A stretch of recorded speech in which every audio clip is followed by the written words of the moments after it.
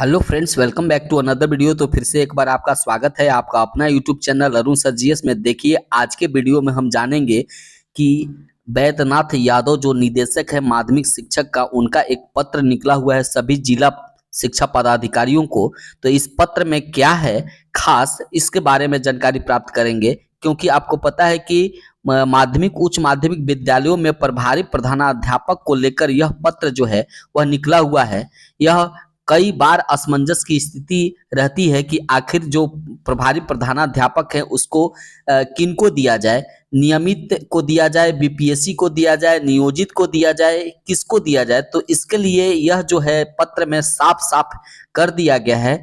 अब बिल्कुल रास्ता साफ हो चुका है कि प्रभारी प्रधानाध्यापक किसको बनाए। तो चलिए चलते हैं, वीडियो को स्टार्ट करते हैं। लेकिन वीडियो को स्टार्ट करने से पहले यदि आप मेरे चैनल पर नए हैं तो चैनल को जरूर सब्सक्राइब करें। देखिए, यहाँ पर बिहार सरकार शिक्षा विभाग माध्यमिक शिक्षा निदेशालय के द्वारा यह पत्र जो है वह जारी किया गया है और प्रेषक के तौर पर आप देख सकते हैं यहाँ बैद्यनाथ यादव निदेशक हैं माध्यमिक शिक्षा के। सेवा में सभी जिला शिक्षा पदाधिकारी को यह पत्र जो है वह निर्गत है। माध्यमिक उच्च माध्यमिक विद्यालयों में प्रभारी प्रधानाध्यापक घोषित करने के संबंध में, तो महाशय उपयुक्त विषयक विभिन्न जिलों के जिला शिक्षा पदाधिकारी द्वारा माध्यमिक उच्च माध्यमिक विद्यालयों में नियमित प्रधानाध्यापक के पदस्थापन नहीं होने की स्थिति में किस कोटि शिक्षक को प्रभारी प्रधानाध्यापक घोषित किया जाए से संबंधित मार्गदर्शन की मांग की जा रही है। इस संबंध में शिक्षा विभाग द्वारा समीक्षा उपरांत माध्यमिक उच्च माध्यमिक विद्यालयों में प्रभारी प्रधानाध्यापक घोषित करने के संबंध में निम्नवत आदेश दिए जाते हैं। तो यहाँ देखिए, जिस स्थिति में यदि कोई भी नियमित प्रधानाध्यापक जिस स्कूल में नहीं हो तो उस स्कूल का प्रभारी प्रधानाध्यापक कौन होगा, इसके मार्गदर्शन के लिए यह पत्र जो है वह निकाले हैं। यहाँ पर जो माध्यमिक शिक्षा निदेशक हैं बैद्यनाथ यादव, उन्होंने यह पत्र जो है निकालकर मार्गदर्शन देने की कोशिश की है सभी जिला शिक्षा पदाधिकारी को। तो यहाँ पर फ्रेंड्स देख सकते हैं, सबसे क्रम संख्या 1 में क्या है कि यदि किसी माध्यमिक या उच्च माध्यमिक विद्यालयों में 1 से 8 तक पुराने वेतनमान के प्रधानाध्यापक पदस्थापित हैं तो उनके साथ स्थानीय निकाय बिहार लोक सेवा आयोग द्वारा नियुक्त शिक्षक पदस्थापित हैं। देखिए, जिस विद्यालय में 3 प्रकार के शिक्षक हों, पहला जो नियमित जो वेतनमान वाले शिक्षक हों वो, दूसरा बिहार लोक सेवा आयोग द्वारा और तीसरा स्थानीय निकाय द्वारा, ये तीनों में है। तो 1 से 8 तक के पुराने वेतनमान वाले प्रधानाध्यापक को वित्तीय प्रभारी घोषित किया जाएगा। यानी कि 1 से 8 तक जो पुराने वेतनमान वाले हैं उन्हें प्रधानाध्यापक को ये जो है वित्तीय प्रभारी घोषित किया जाएगा। ये 1 नंबर में है। दूसरा नंबर में देखिए क्या कहता है, तो दूसरा नंबर में है कि यदि किसी माध्यमिक उच्च माध्यमिक विद्यालयों में पुराने वेतनमान के माध्यमिक कक्ष के सहायक शिक्षक के साथ साथ स्थानीय निकाय के शिक्षक एवं बिहार लोक सेवा आयोग द्वारा नियुक्त शिक्षक पदस्थापित हैं तो उस स्थिति में पुराने वेतनमान के सहायक शिक्षक वरीय होंगे, वह प्रभारी प्रधानाध्यापक जो है वह घोषित किए जाएंगे।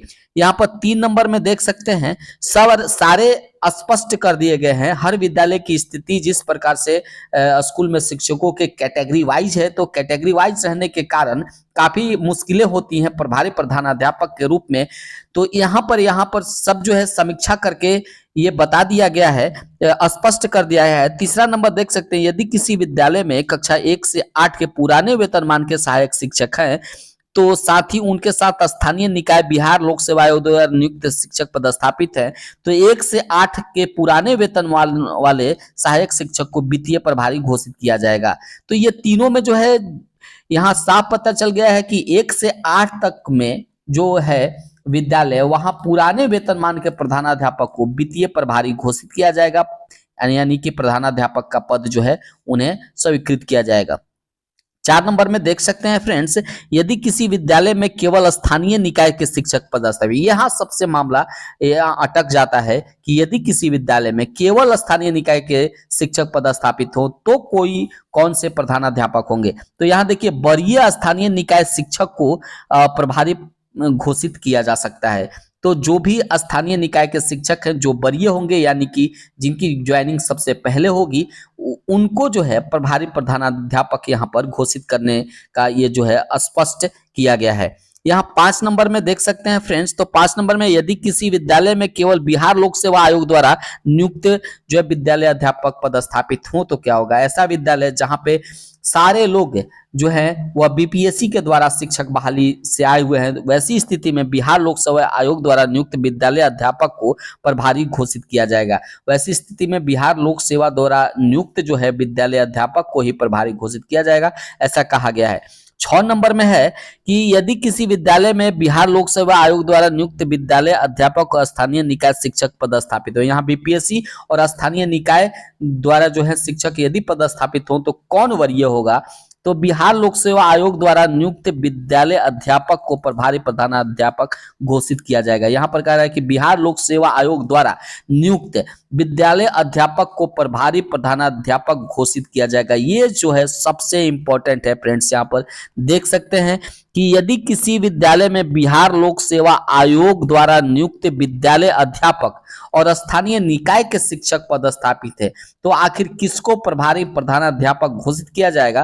तो यहाँ स्पष्ट कर दिया गया है कि बिहार लोक सेवा आयोग द्वारा नियुक्त विद्यालय अध्यापक को ही प्रभारी प्रधानाध्यापक घोषित किया जाएगा, यानी बीपीएससी वाले जो टीचर हैं उनको ही प्रभारी प्रधानाध्यापक घोषित किया जाएगा, वो वरीय होंगे। तो यहाँ पर आप देख सकते हैं नियमित प्रधानाध्यापक के नियुक्ति के पश्चात यह व्यवस्था स्वतः समाप्त हो जाएगी। यहाँ पर कहा गया है कि जब नियमित प्रधानाध्यापक की बहाली हो जाएगी, चाहे वह बीपीएससी के थ्रू हो या किसी अन्य प्रकार से, तो वह यह व्यवस्था जो है स्वतः समाप्त हो जाएगी। वैद्यनाथ जादव माध्यमिक शिक्षा निदेशक का सिग्नेचर से यह पत्र जो है निकला हुआ है। तो फ्रेंड्स इसमें जो सबसे महत्वपूर्ण बात रही वह रही कि यदि किसी विद्यालय में स्थानीय निकाय के शिक्षक को बीपीएससी ये दोनों हो, काफी दिनों से ऐसा चला आ रहा था कि बीपीएससी सीनियर होंगे कि नियोजित शिक्षक सीनियर होंगे, तो यहाँ पर इस पत्र के द्वारा यही है कि प्रधानाध्यापक का जो प्रभारी प्रधानाध्यापक का पद है वो वरीय होता है, वही सबसे जो है महत्वपूर्ण विद्यालय में पद होता है। और इसमें यदि बीपीएससी और नियोजित शिक्षक दोनों में से हो तो बीपीएससी वाले ही प्रधानाध्यापक घोषित होंगे, ऐसा इस पत्र में कहा गया है। वैद्यनाथ जादव जो शिक्षा निदेशक है माध्यमिक शिक्षा। आई थिंक आता है व्यू देखे, तो अभी तक आपने यदि सर्टिफिकेट अपलोड नहीं किया है तो व्यू में आपका नहीं आएगा, तो आपको सबसे पहले इसमें ऐड करना है, यानी अपना सर्टिफिकेट अपलोड करना है। तो यहाँ पर ऐड के बटन को क्लिक करेंगे। जैसे ही ऐड बटन को क्लिक करते हैं तो यहाँ देखिए कुछ इस प्रकार के इंटरफेस आपके सामने आएंगे। सबसे पहले आएगा सेशन 2024-25 और यहाँ देखिए ट्रेनिंग नेम आएगा और अगला में ट्रेनिंग शेड्यूल आएगा और ट्रेनिंग सेंटर आएगा और यहाँ पर देखिए अपलोड सर्टिफिकेट का एक ऑप्शन आएगा। तो अब हम यहाँ पर लाइव प्रूफ आपको दिखाने वाले हैं। तो 2024-25 एकेडमिक ईयर का जो है सर्टिफिकेट ही अपलोड करना है। वीडियो में आप अच्छी तरीके से समझ गए होंगे। जैसे ही कोई नई अपडेट आती है हम आपके पास एक नए वीडियो के साथ उपस्थित होंगे। तब तक के लिए जय हिंद, धन्यवाद।